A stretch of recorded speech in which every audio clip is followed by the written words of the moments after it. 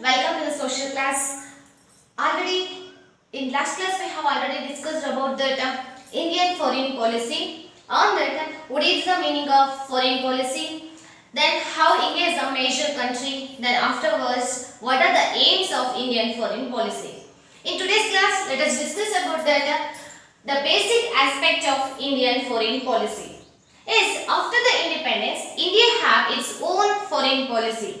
Already I said that Jawaharlal Nehru fostered the Indian foreign policy at first time. Then afterwards, nowadays we are also continuing that foreign policy. So let us discuss about that. What are the aspects of Indian foreign policy? Yes, India have the more aspects about our foreign policy. Let us discuss about that Panchashila principle. Yes, Panchashila principles is one of the main feature. It is the main of the one aspect of the Indian foreign policy. Yes, what is the Panchashila? Yes, here the 5 points are there. 5 agreements between India and China is called Panchashila. Is it? So, what are the Panchashila? Yes, China is also one of the sovereign country. India is also one of the sovereign country. They have their own interest in varieties of field. Is it? Both India and China. Then these China and India are the neighbor countries.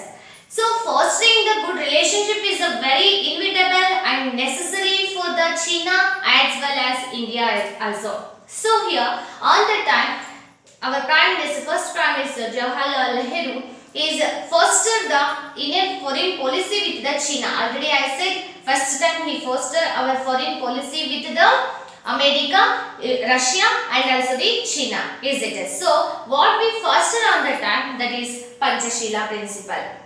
Understand this? Yes, both sovereign countries are accepted the Panchashila points. Understand? Panchashila principles. Okay, let us discuss about that. What is the Panchashila? Panchashila principles are accepted by the China and India in the period of 1954.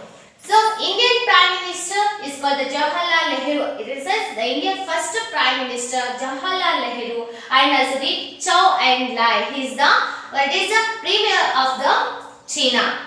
So, here Indian Prime Minister Jawaharlal Nehru and Zhou Enlai accepted the agreement is called Panchashila principles. Understand? Both the country have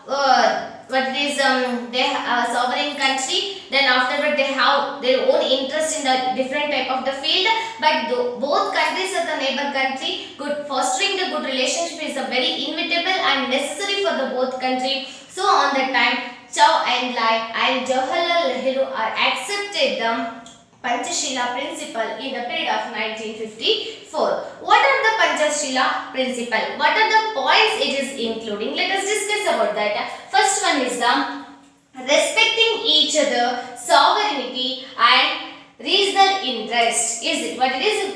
Respecting each other's sovereignty. Already we understand that what is the meaning of sovereignty or sovereign power. Is it? So here the country, a country not control under any company or a person or a country, is called the sovereign power. So both India and China are the sovereign country. Is it? So both China and India to give respect for sovereignty of their own country and both the China and also the India. Is respecting each other's sovereignty. Afterwards, regional interest. Is it? Regional interest. What they have the regional interest. So we should give the it is respect for the regional interest of the China. China should give the respect to our regional interest. So this is the first point of Panchashila. And second is non-invention of each other. Is it? Non-invention. So China should not do the invention on India and India is also not do the invention on China is one of the point of Panchashila. Then next is non-interference in each other internal issues. Yes, both countries are sovereign country. I said that in the sense sovereign country means no one country is country. In the sense a country is not controlled under the control of any other country or a person or a company, is it? So a sovereign country have right to take its own internal and external decision, not right, it have the power to take the internal and external decision, is it? So for that purpose here, non-interference in the each other internal issues, is it? So India should not enter the internal issue of China, and China is also not interfere the internal issues of the India, if it is a social, economical, education, whatever it may be. Understand? So non-interfere each other internal issues, and mutual cooperation and respect is very necessary in a good relationship, is it? We should give the respect for the China, and China should give the respect to our country, and mutual cooperation is very necessary for the development of both the countries.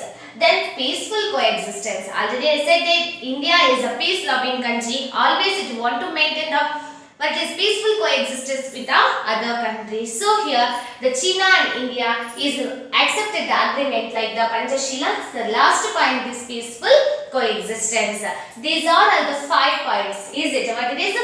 Respecting each other's sovereignty and also the regional interest, non-invention each other, then non-interference in the each other internal issues, then mutual cooperation and respect, and what is peaceful coexistence. These are the 5 points. So we call this is the Panchashila principles. Understand this?